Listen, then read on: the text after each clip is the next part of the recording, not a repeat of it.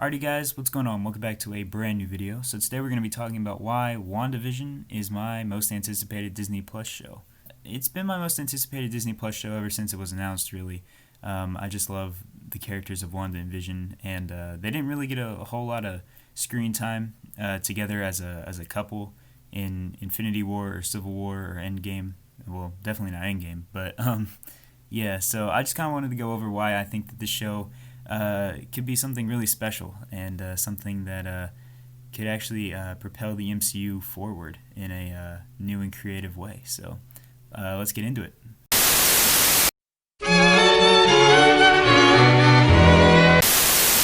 So Vision's fate post-Infinity War has always been a little bit of a mystery. I mean, he wasn't brought back in Endgame, yet he appears to be alive and well in WandaVision due to Wanda's new ability to warp reality or whatever. But this begs the question, once Wanda's ideal world is destroyed, will Vision escape with her into the current MCU that we know, or will he perish along with her alternate reality? Personally, I think that he'll survive because I don't think that Paul Bettany has played Vision long enough. Yeah, I know he was Jarvis and whatnot, in the first, from Iron Man to Age of Ultron, but I don't think he's been Vision long enough to really warrant him getting totally killed off. So I personally think he'll survive, and yeah, I guess we'll just have to see what happens.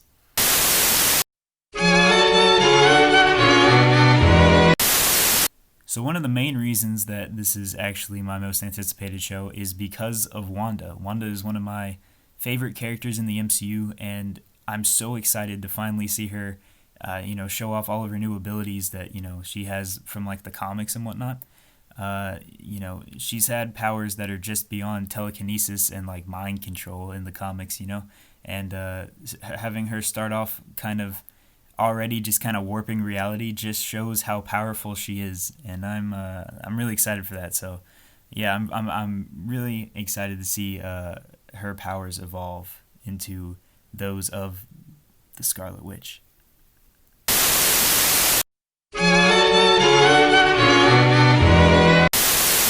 So this one might end up being a little bit controversial. I know not everybody's on board with the whole making fun of the original comic book costume and, having it show up only in a throwaway gag and whatnot. But I personally, I think that the Halloween idea, having the original costumes be Halloween costumes, is an excellent idea. And I'm really surprised that no other comic book movie or TV show has actually thought of this yet. I'm really excited to see not only the Halloween episode, but I'm just really excited to see these costumes in action. Usually when they pay homage to these classic comic book costumes, they don't actually wear them. They just use them in like I said, a throwaway gag and whatnot, as a joke or whatnot. So I'm really excited to see them. They actually look kind of good. I'm actually kind of surprised. Yeah, they look goofy in the Halloween costume kind of way, but they still look good. So I'm really excited for that one. There's not much else to say here. So I just really like the idea.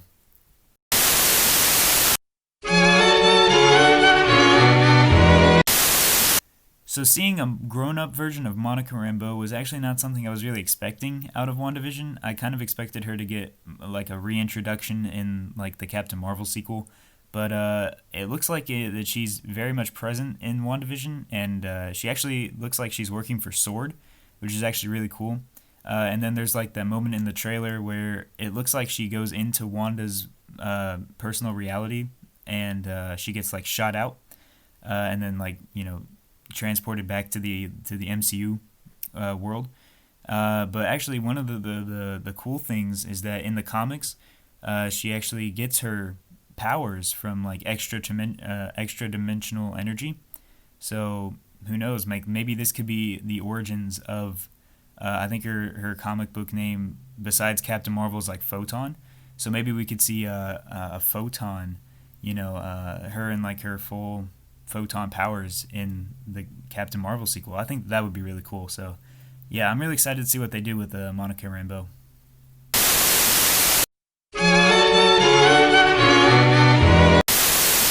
So I gotta be honest, I don't know a whole lot about SWORD, but that's actually one of the reasons that I'm really excited to see it in WandaVision. I'm really excited to see kind of the introduction of the sister company to SHIELD. So yeah, and I'm pretty sure from what I've read that Sword monitors like extraterrestrial threats or like extra dimensional threats or whatnot instead of like Shield, which just kind of monitors like the earthly threats and whatnot. So seeing them in this show, I guess that Wanda creating her own like pocket dimension kind of counts as like an extra dimensional threat. So I guess that's why they get called in. But yeah, so I'm really excited to see what their role is here and then like in the MCU going forward. And who knows, maybe we'll get something like some kind of closure or like confirmation that Nick Fury was actually on the Sword base at the end of Far From Home or something like that. Like maybe Nick Fury will show up in some way in this show. So yeah, Sword's introduction and Sword's kind of involvement in the show is actually really interesting, and I'm really excited to see what happens.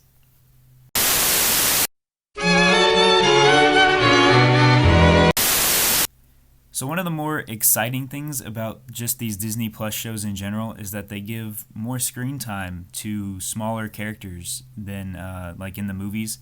So characters like Darcy Lewis and Jimmy Woo, who, granted, like they had roles in their respective movies, like in the Thor movies and the Ant-Man movies, but it wasn't really like their characters weren't necessarily fleshed out, or they didn't get to do much. So yeah, that's really what these Disney Plus shows I hope are going to be all about, is giving more screen time to some of these characters that didn't necessarily get them in the movies, and kind of flesh them out more. And yeah, with more characters, it makes the world feel lived in. So yeah, I'm actually really excited to see the return of some of these more forgotten side characters like Darcy and Jimmy Woo. So yeah.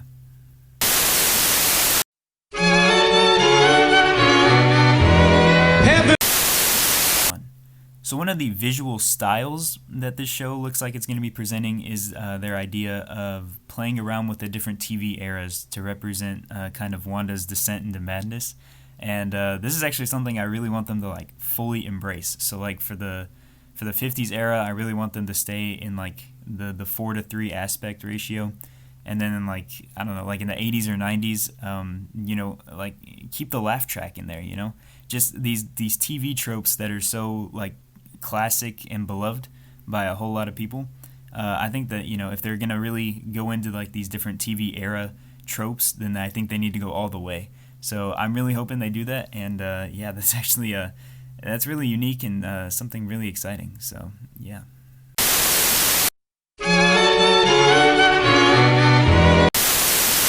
So we actually haven't seen a whole lot about the plot of this show from the Super Bowl trailer that we got back in February, and then the trailer we got just a couple weeks ago. But upon like further like looking into it and like further inspection and whatnot, it actually looks way darker than what's seen on the surface. And really, two instances come to mind when I think about this. The first one being the initial dinner scene that they have with Mr. and Mrs. Hart, who are the older couple that come over to have dinner with them. After Mrs. Hart asks Wanda and Vision about like their relationship and whatnot, Mr. Hart seems to get almost like angry and like really angry that like they can't seem to remember who they are or what their past is, and he especially gets angry at the fact that they don't have kids. So I thought that was really weird, and that could definitely lead into something darker, I think.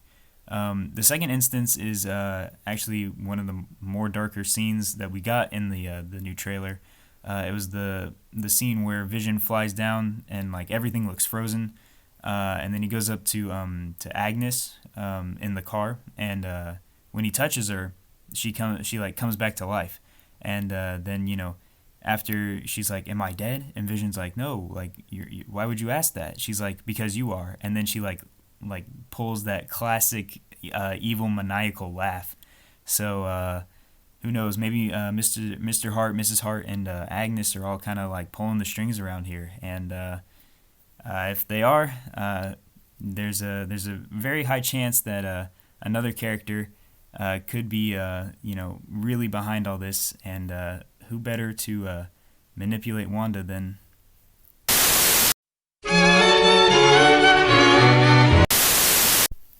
3, 2, 1. Yeah, that's right. I think that this show is going to introduce Mephisto, who is pretty much just Marvel's equivalent of the devil. And, he's tortured Wanda before in the comics. He's done I don't know about how many times he's tortured her, but like one instance really comes to mind and really like connects with this show.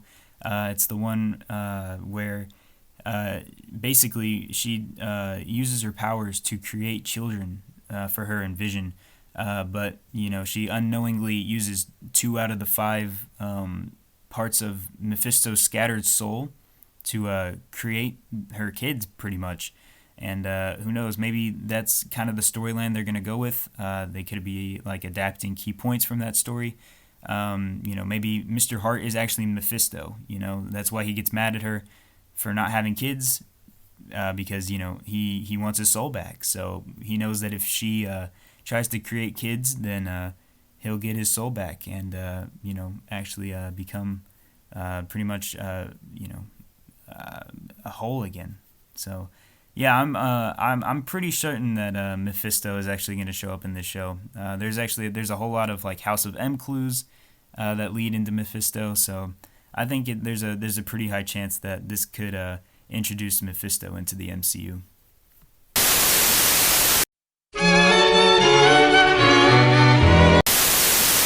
So multiple times throughout the trailers that we've gotten so far, we see Wanda and Vision with kids actually. So I do believe that these are their kids from the comics, Wiccan and Speed. But if Mephisto is playing, the role that he is in this TV show, and he's kind of the main bad guy, looking to regain his soul or whatnot, it looks like it's not going to end very well for Wiccan and Speed, because he has to actually reabsorb them to regain his soul back. So I could really see it ending one of two ways. Mephisto regains his soul a little bit, for a little bit, I should say, and then Wanda and Vision beat him, and then the souls of their kids actually just go back into their bodies and whatnot, and they just continue to live as Wanda and Vision's kids after they escape kind of this pocket dimension.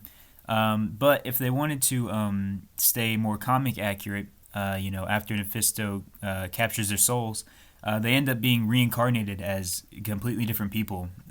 Thomas Shepard and William Kaplan for Speed and Wiccan. They still keep their powers, but they don't know that they don't know each other, or they don't know that their real mom is actually Wanda until after they both join the Young Avengers. So I do think that the MCU is headed towards the Young Avengers, especially with like Kate Bishop, Hawkeye, and if they want to do Stature from like the Ant-Man franchise and whatnot. But I can really see Marvel taking it either way with Wiccan and Speed. But I personally hope that they get reincarnated, because I think it's much cooler for their characters. They eventually find each other because they're twins, and they're like, whoa, like you look like me, like are we like related? I think that could be something like really cool. Instead of like they have to find their way back to each other, and I think that would be way cooler than just keeping them together. So I personally hope that that's what happens with Wiccan and Speed, but yeah, we'll just have to wait and see.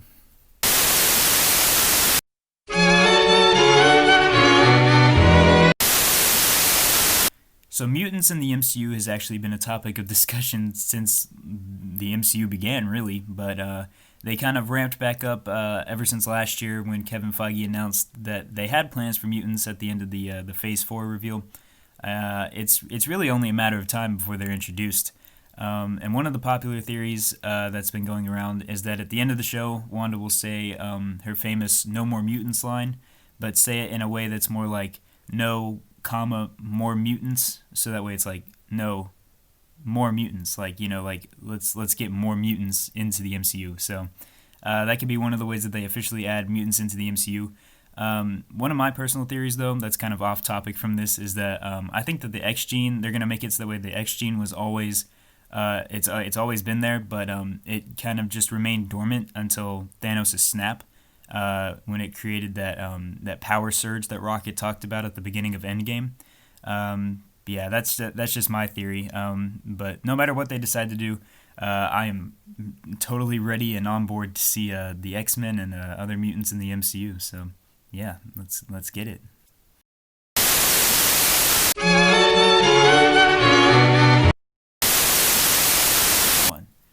So ever since the news broke that Jamie Foxx's Electro from the Amazing Spider-Man movies will be in Spider-Man 3, by the way, you should definitely check out my video about that. It should be up in the card above. We all assume that this is Wanda's doing, since Doctor Strange and the Multiverse of Madness doesn't come out until after Spider-Man 3.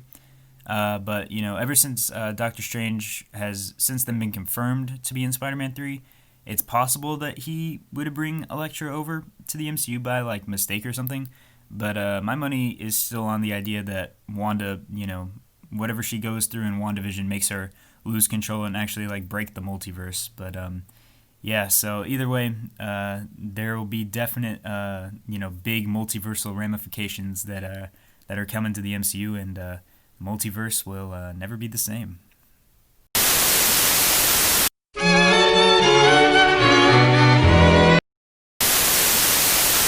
One. So despite what actually happens in the show, whether it's good, whether it's bad, I have to applaud the project itself for coming up with something that's looking to be really unique and really special, and something that we haven't seen yet in the MCU. I'm not, one of those guys that says that all MCU movies are the same, because, they're really not. I'm just really glad to see that Marvel's finally taking a deep dive into the craziness and wackiness that can be associated with these characters, and I really hope they don't stop here.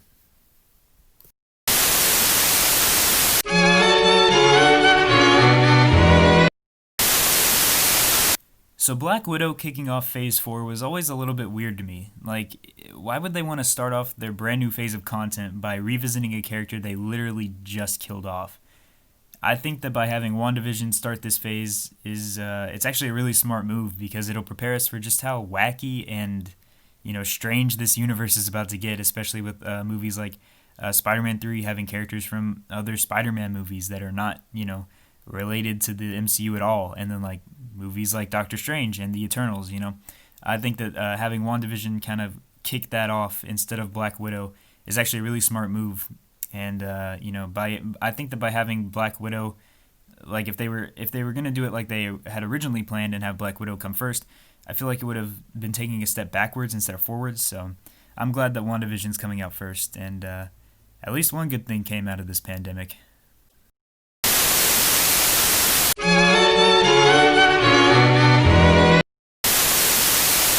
So finally, it's just exciting that we're actually getting MCU content this year.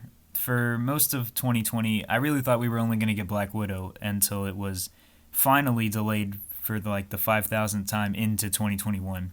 It was going to come out in 2020 for the longest time, but we all knew that wasn't going to happen. So I'm glad that they finally just, said that, oh, no, it's coming out in 2021. So yeah, but I really thought we weren't going to get anything this year. So you have no idea how happy I was to see that my most anticipated show got a trailer and a release date for this year. So out of everything that's happened this year, this to me is, I see this as an absolute win. 3, 2, 1. So I think I've made it pretty clear that WandaVision is my most anticipated Disney Plus show. So let me know what you guys think down in the comments below. Are you excited for it? Are you not excited for it? Are you kind of in the middle? Just let me know down below. I'd love to hear you guys' opinions. And with that being said, thank you guys so much for watching. Leave a like down below if you enjoyed the content, and leave a subscribe as well if you feel up to it. And yeah, so with that being said, I will see you guys in the next video. Peace out.